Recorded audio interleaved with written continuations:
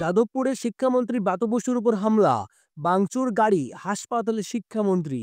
যাদবপুর বিশ্ববিদ্যালয়ে ফের উত্তপ্ত পরিস্থিতি। ছাত্র সংসদ নির্বাচনের দাবিতে আন্দোলনের মধ্যেই এবার সরাসরি হামলার মুখে পড়লেন শিক্ষামন্ত্রী ব্রাত্য বসু।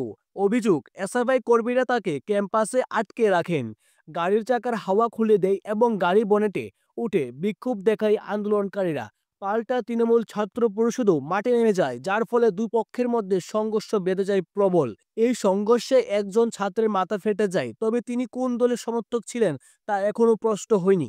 দুপুরে বিশ্ববিদ্যালয়ের ওয়েবকুপার বার্ষিক সভায় যোগ দিতে আসেন শিক্ষামন্ত্রী ব্রাত্য বসু। তার প্রবেশের সময় এসএফআই কর্মীরা পোস্টার হাতে নিয়ে বিক্ষোভ দেখায়, তবে তিনি অন্য প্রবেশদ্বার দিয়ে সভাস্থলে পৌঁছান। কিন্তু সবার মাঝেই এসএফআই কর্মীরা ভেতরে ঢুকে চেয়ার ভাঙচুর করে বলে এই অভিযোগ উঠে এসেছে।